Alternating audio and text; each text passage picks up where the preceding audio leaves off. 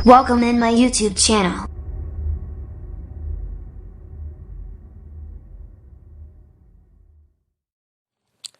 नमस्कार दोस्तों, स्वागत है आपका फिर से एक बार जनरल एजुकेशन में। आज हम पढ़ने वाले हैं सर्वनाम के बारे में।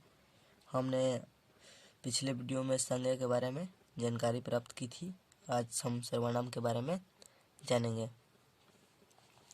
तो सर्वनाम के बारे में जानने से पहले हम सर्वनाम की परिभाषा बताना चाहते हैं।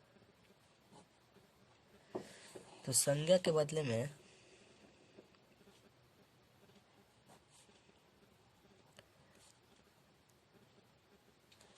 संज्ञा के बदले में आने वाले शब्द को सर्वनाम कहते हैं।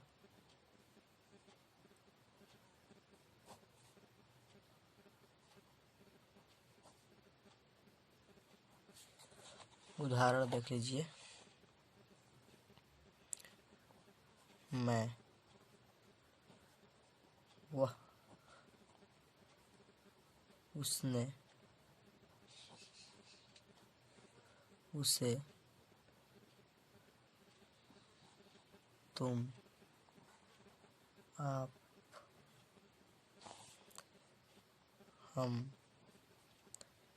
हम लोग, वे लोग इत्यादि।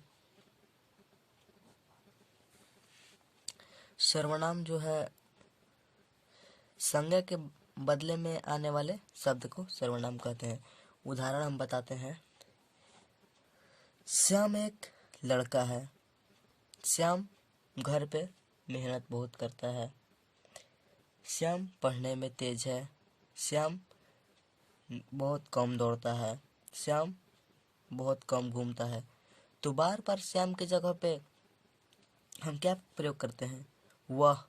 श्याम, एक बार हम नाम लेते हैं श्याम तेज है, उसके बाद बोलते हैं वह घर पर बहुत अधिक मेहनत करता है। वह बहुत कम घूमता है। वह बहुत कम खाता है। तो हम वह जो क्या है, वह सर्वनाम है। बार बार संज्ञा के बदले में इसका प्रयोग किया जा रहा है। तो आप परिभाषा से समझ गए, संज्ञा के बदले में आने वाले शब्द को सर्वनाम कहते हैं। बार बार श्याम की जगह पे न लिखकर वह लिखेंगे तो क्या है, यह सर्वनाम है। संज्ञा के बदले में सर्वनाम का हम प्रयोग कर दिए। सर्वनाम के भी 6 भेद होते हैं।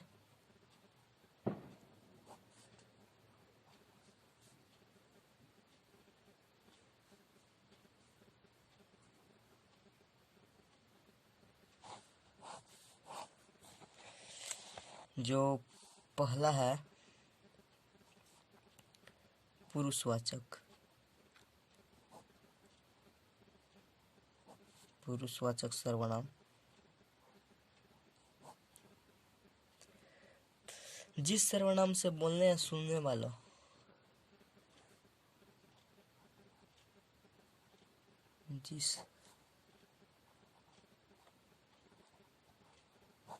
जिस सर्वनाम से बोलने वाले, सुनने वाले या जिसके बारे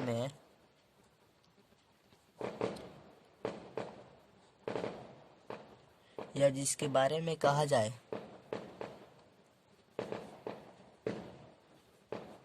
जाए उसका बोध हो।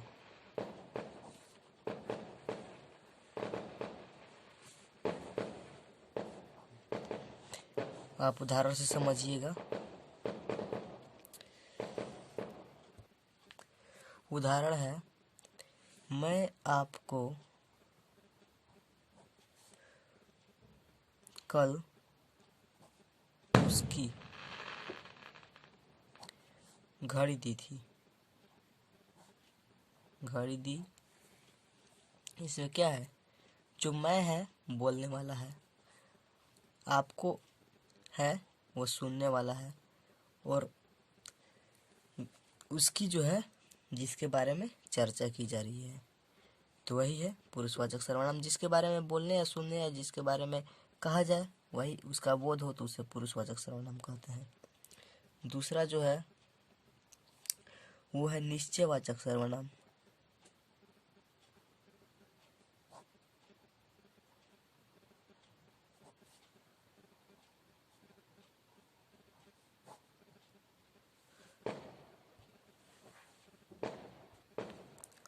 इसमें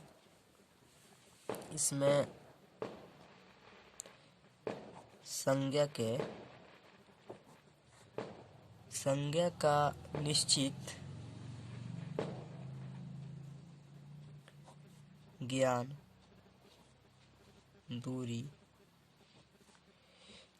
दूरी, निकटता का बोध होता है।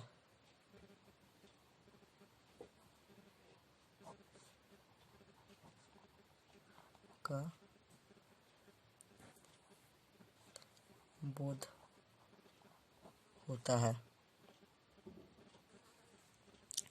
और यह,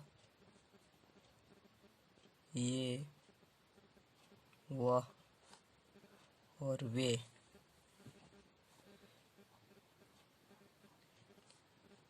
निश्चय सर्वनाम है। निश्चयवाचक सर्वनाम है। उदाहरण है, यह किताब है।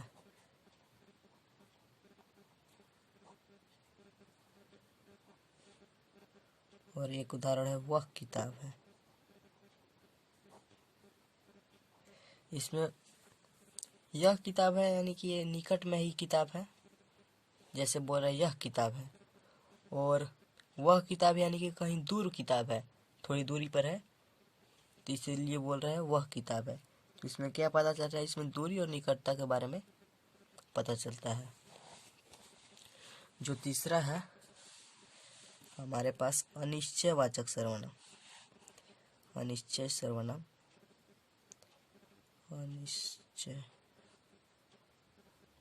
सर्वनाम।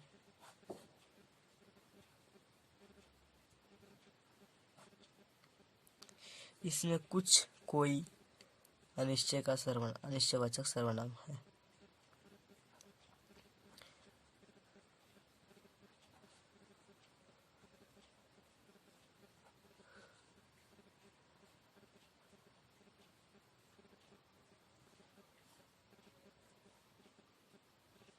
अनिश्चयवाचक सर्वनाम है। इसमें व्यक्ति या वस्तु के भाव का इसमें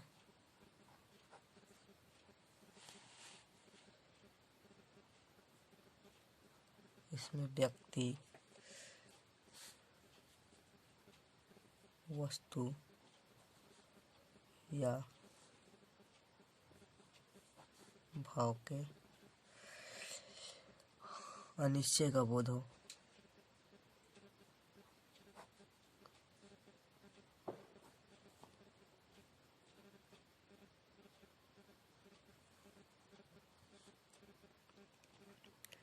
अनिश्चय का बोध होता है। उदाहरण देखिए, कोई आ रहा है।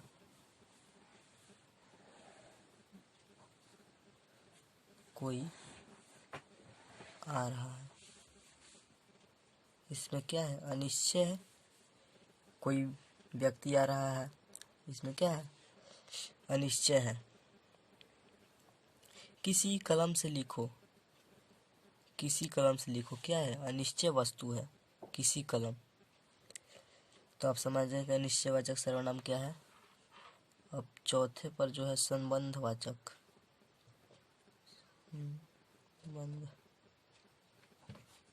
सर्वनाम।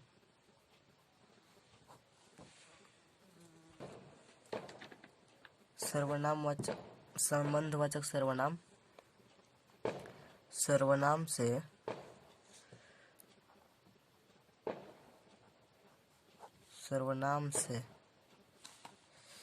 संबंध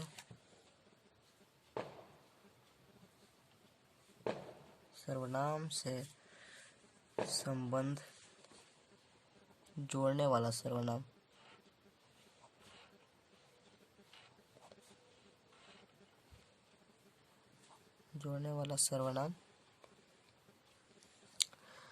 संबंधवाचक सर्वनाम है।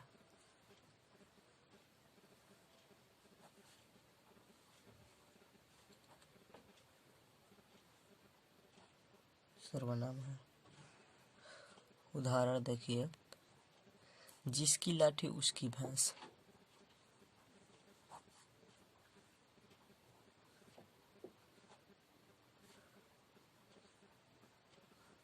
उसकी भैंस, इसमें क्या हो रहा है? इसमें सर्वनाम से सर्वनाम संबंध जोड़ रहा है।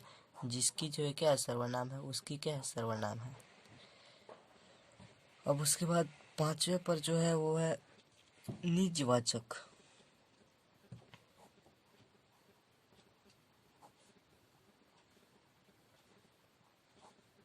निजवाचक सर्वनाम, इसमें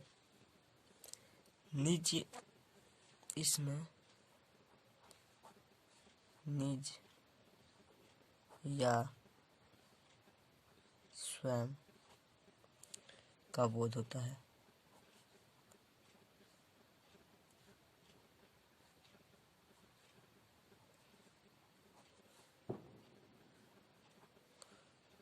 उदाहरण देखिए,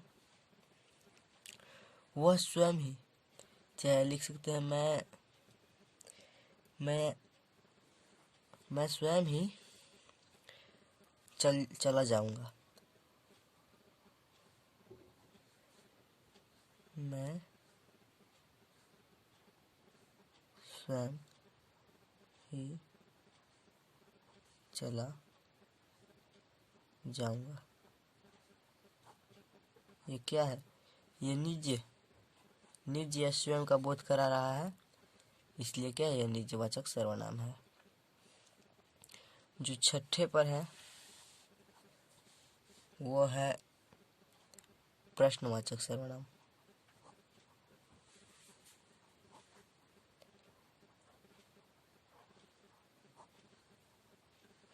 जिस सर्वनाम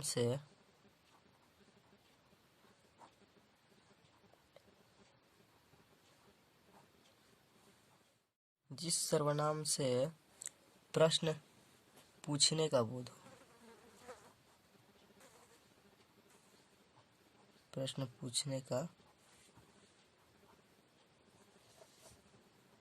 हो,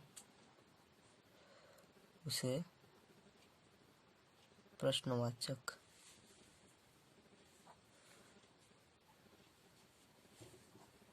सर्वनाम कहते हैं। उदाहरण, कौन, क्या, कहाँ इत्यादि।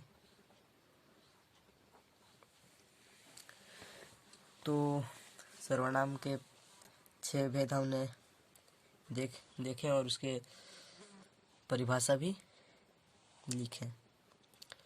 तो इस वीडियो में इतना ही। सर्वनाम और सर्वनाम के भेद के बारे में हम जान लिए। अगले वीडियो में अगले वस्तु पर अध्ययन करेंगे। थैंक्स, मिलते हैं नेक्स्ट वीडियो में।